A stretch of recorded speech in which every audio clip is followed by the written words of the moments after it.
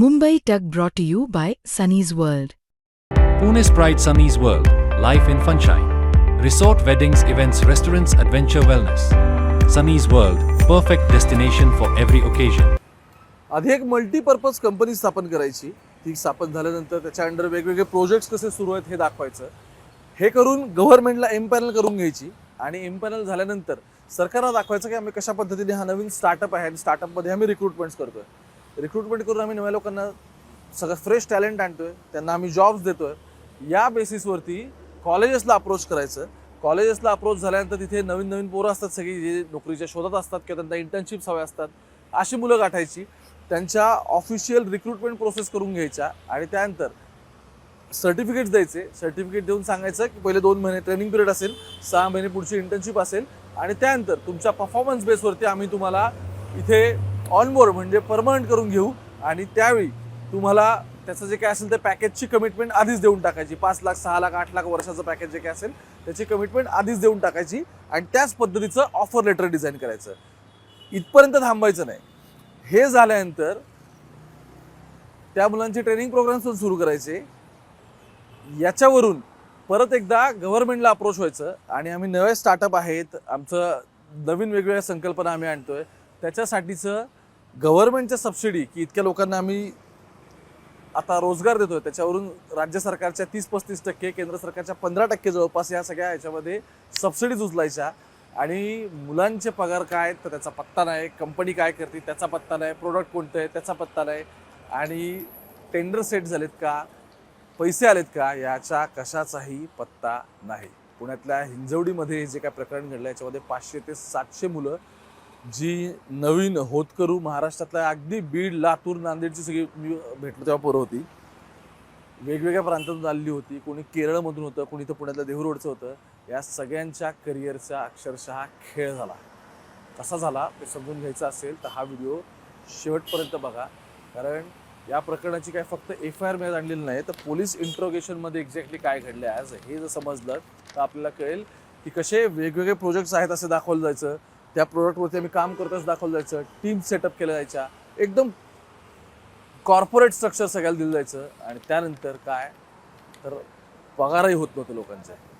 नमस्कार, मी ओंकार, मुंबई तकमध्ये तुमच्या सगळ्यांचं स्वागत. बघा, मी आत्ता या हिंजवडी पोलीस ठाण्याच्या बाहेर आहे जे पिंपरी चिंचवडच्या अंडर येतं. आता काही वेळापूर्वीच इथून वेगवेगळी मंडळी त्यांचे स्टेटमेंट्स रेकॉर्ड करून गेलेले आहेत आणि ही सगळी 30 मुलं आहेत जी एकदम फ्रेशर आहेत, एकदम नवीन आहेत आणि आत्ता ज्या टॅलेंटला स्वतःला मार्केटमध्ये येण्याची गरज वाटते आणि फक्त इतकंच नाही तर त्यांच्या डोळ्यांमध्ये त्यांच्या IT मध्ये काम करण्याची स्वप्न घेऊन ही सगळी पिढी आत्ताच्या वेळेला काम करते. FIR वाचू आणि त्यानंतर मग एक्झॅक्टली काय झालं हे तुम्हाला 1 बाय 1 मी सांगतो. आता ज्या मुलांची तक्रार झाली 500 ते 700 जणांचा व्हॉट्सअप ग्रुप तयार झाला. ते फोरम फॉर IT एम्प्लॉईज आहेत, त्यांनी सगळ्यांनी इनिशिएट केलं आणि सगळी येऊन आता इथे स्टेटमेंट्स रेकॉर्ड तरी केले. आता हे सगळं चांगलं झालं. पण पुढचं काय, तो मुलगा सांगतो की मी DY पाटील इन्स्टिट्यूटमध्ये होतो. यावेळी डिसेंबर महिन्यामध्ये 2025च्या डिसेंबर महिन्यामध्ये कॅम्पस रिक्रुटमेंट करण्यासाठी एक थिंक टेक नावाची कंपनी आली. ही थिंक टेक कंपनी आली. ही कंपनी आल्यानंतर त्याच्यामध्ये ध्रुवील पारेख व HR सौम्या सिंग हे 2 जण आलेले होते. त्यावेळी हे आल्यानंतर ट्रेनिंग आणि प्लेसमेंट याच्यासाठी ध्रुवील पारेख यांनी कंपनीची वगैरे सगळी माहिती दिली, कंपनी काय करते काय नाही सांगितलं आणि आमच्या इथे तुम्ही काम करायला आला तर पहिले 2 महिने तुमचं ट्रेनिंग होईल, त्यानंतर तुमच्या कामाची क्षमता बघून 3ऱ्या महिन्यापासून तुम्हाला कामावर ठेवलं जाईल व त्यावेळी तुम्हाला 15,000 पगार दिला जाईल व कंपनीमध्ये तुम्हाला नोकरी दिली जाईल. तसेच तुम्हाला कंपनीकडून तुम्ही जर ते म्हणजे सुरुवातीचं ट्रेनिंग पिरियड, इंटर्नशिप त्याच्याबद्दल आणि त्यानंतरचा पुढचा तुम्ही जर ह्या गोष्टी कंप्लीट केल्या तर 1 वर्षानंतर तुम्हाला 5.5 लाखाचं पॅकेज तिथे सुरू करण्यात येईल असं सांगितलं. या सगळ्या गोष्टी त्यांना ऑफर लेटरवरती मेन्शन करण्यात आलेल्या होत्या. ऑफिशियल मेल म्हणजे कंपनी थ्रू अधिकृत कम्युनिकेशन या सगळ्यामध्ये सुरू होत असतो म्हणतो. आता हे सगळं झालं. यानंतर ध्रुवील पारेख आणि सौम्या सिंग यांनी माझा इंटरव्ह्यू घेतला.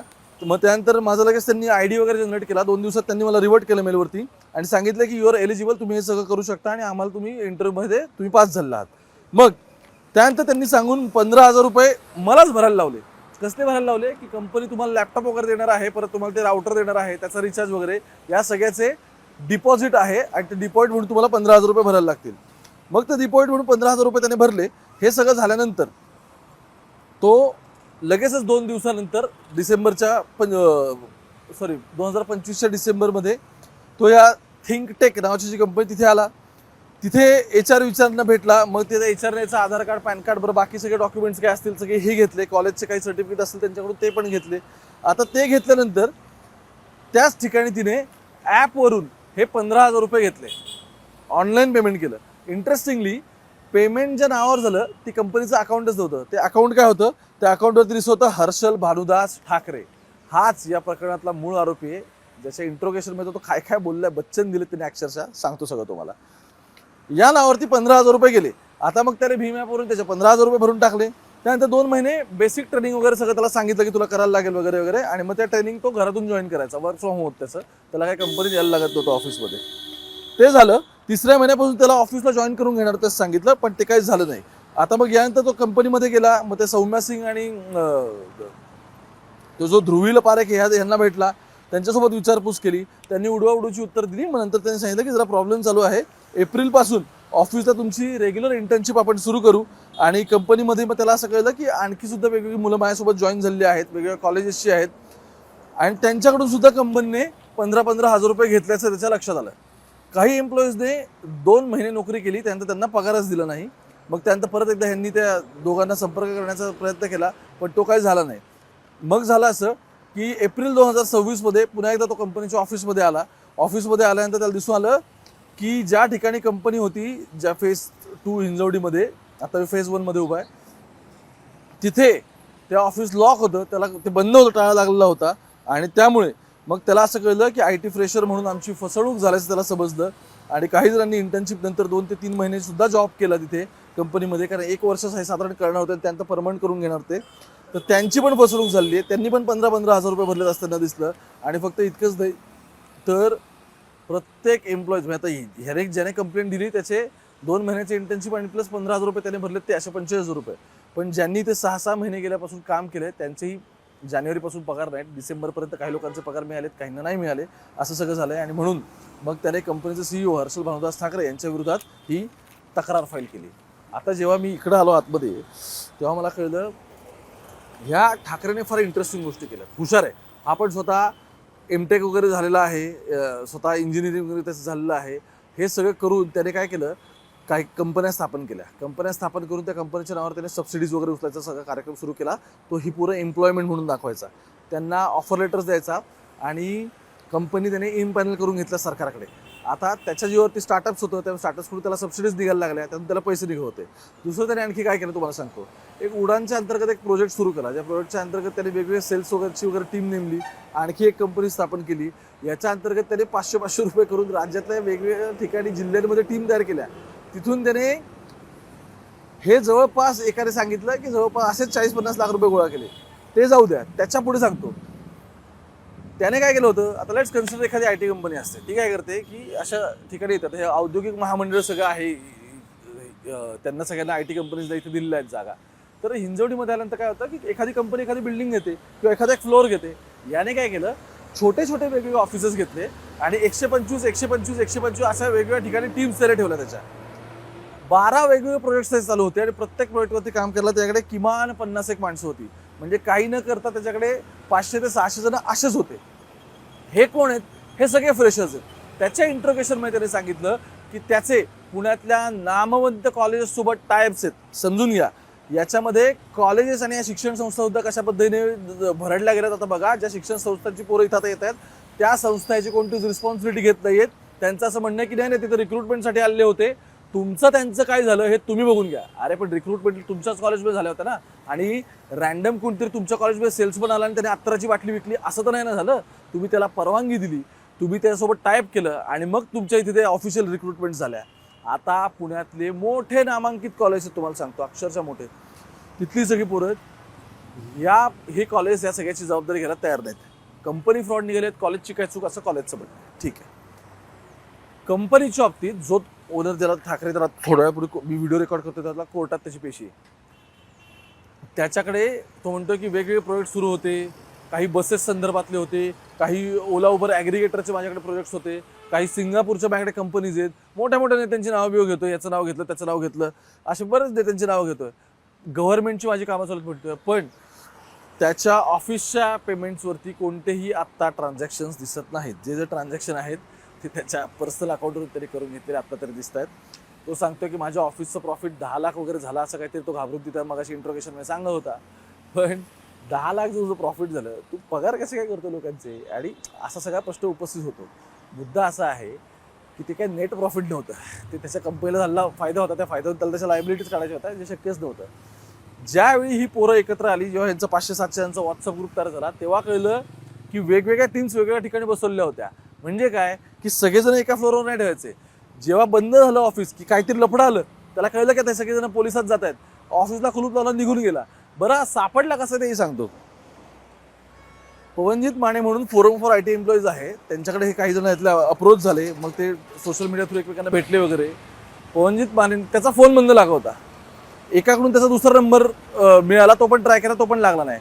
पण जशा बातम्या येऊ लागल्या कालपासून, तसं त्याने त्या पवनजित मानेंना कॉल केला एका दुसऱ्या नंबरवर आणि म्हटलं मी असं असं बोलतोय आणि आता मी तुम्हाला लेबर कोर्टातच कसा खेचतो बघा वगैरे असं त्याने सगळं सांगितलं. तो नंबर मानेंनी दिला पोलिसांना आणि त्या नंबरचं लोकेशन काढून हा बाबा नाशिकमध्ये सापडला. टीम रवाना झाली आणि नाशिक पुण्याला ताब्यात घेतलं. अत्यंत बच्चन देत बसला होता तो, जेव्हा पोलीस सांगत होते या सगळ्यामध्ये की कसे माझ्याकडे किती मोठे मोठे प्रोजेक्ट्स आहेत. अरे पण खिशात 1 रुपया नाही आहे. कंपनीचं प्रॉफिट ज्या वेगवेगळ्या तू 8-10 कंपन्या सांगतोस, त्या कंपन्यांचे बॅलन्स शीट्स काढले तर त्याकडे प्रॉफिट पण नाही आहेत. महत्त्वाचं काय, तुम्ही इतकी मोठी टीम IT मध्ये त्यावेळी हायर करता ज्यावेळी तुमच्याकडे एक मोठा कोणतरी प्रोजेक्ट आलेला असतो. मोठ्या प्रोजेक्टवर काम करत असतात तर तुम्हाला मॅन पॉवर लागते, कारण तुम्हाला क्लायंटचं डेडलाईन्स कव्हरअप करायचे असतात. त्या डेडलाईन घेण्यासाठी, त्या डेडलाईन गाठण्यासाठी तुम्हाला टीम मोठी लागते, म्हणून तुम्ही रिक्रुटमेंट करता, कारण तुम्हाला त्या प्रोडक्टमधून फायदा येणार असतो. इथे अशा कोणतेही प्रोडक्ट्स नव्हते. ते प्रोडक्ट्स फक्त बनवतोय सांगत होतं, पण कंपन्यांनी कोणतरी त्याला क्लायंट्स घेऊन आलेत असं काहीही दिसत नव्हतं. बरं, छोट्या छोट्या वेगवेगळ्या ठिकाणच्या कंपन्या आहेत. आता ती जी HR आहे सौम्या आणि परत कोण पारेखेतला मॅनेजर, हे दोघंही फोन बंद करून बसलेले आहेत. हे कुठेच कोणालाच माहीत नाही. पोलिसांचा शोध घेत आहेत. पण या सगळ्यामध्ये कोट्यवधी रुपयांचे ट्रान्झॅक्शन्स झालेत. 6-6 महिन्याचे पोरांचे पैसे बुडलेले आहेत, ते त्याला भरायचे आहेत. आणि त्याच्यावर पुढे जाऊन काय, जी मुलं आत्ता नवीन आहेत, 21, 22, 23, 24 वगैरे अशी आहेत, कोण शेवटच्या इयरला आहेत, कोणाचे सबमिशन चालू आहेत, कोणाचे एक्झाम संपल्यात आणि म्हणून ते नवीन रिक्रुटमेंट झाली म्हणून असे गेलेत. या सगळ्यांना काय करावं लागलं, तर शेवटी पोलीस स्टेशनमध्ये यायला लागला अशी परिस्थिती. हा हर्षल ठाकरे म्हणून हा या सगळ्यामध्ये आहे. त्याला आता पोलीस कोर्टात घेऊन गेलेत. काय होतं बघणं महत्त्वाचं आहे. पण तुमच्याकडे रिक्रुटर्स कोण येतं, त्या कंपनीज व्हेरीफाय करणं, त्यानंतर त्या कंपनीजचे बॅकग्राऊंड्स काय आहेत, त्याचं प्रोफाईल चेक करणं, हे सगळं कॉलेजचं काम आहे, इन्स्टिट्यूशन्सचं काम आहे. ज्यावेळी आरोपी कॉलर वर करून सांगत होता पोलिसांना की माझे मोठमोठ्या कॉलेजसोबत टायप आहेत, अरे मग मोठमोठ्या कॉलेजेस करतायत काय, किती त्यांची मुलं नक्की कुठं रिक्रूट होतात हे बघणं त्यांची जबाबदारी नाही का? त्यामुळे आत्ताच्या घडीला या सगळ्यामध्ये एक मोठं नेक्सस फंक्शन होत असेल असं आत्ता तरी दिसतंय. पोलीस त्याचा शोध घेत आहेत. पण हे आता बात निकली हे तो दूर तलक जाएगी. तुम्ही मुंबई तक बघत राहा. कॅमेरा पर्सन गोपाळसोबत मी ओंकार, पुणे मेट्रोसाठी.